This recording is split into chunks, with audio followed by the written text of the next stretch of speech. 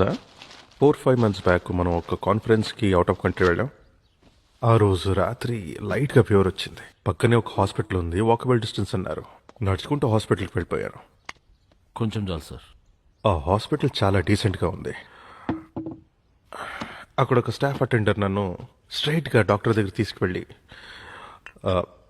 Scan, blood test అని ఒక slip రాపిచ్చి నన్ను ల్యాబ్కి తీసుకెళ్ళాడు.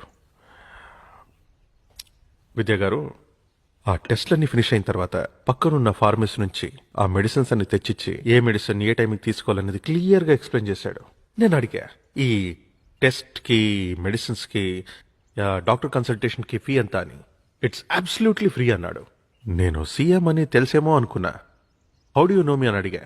హూ ఆర్ యూ సార్ అన్నాడు. అసలు ఇది గవర్నమెంట్ హాస్పిటలా లేకపోతే కార్పొరేట్ హాస్పిటలా అని అడిగాను. It's just a hospital sir అన్నాడు. అందరికీ ఇదే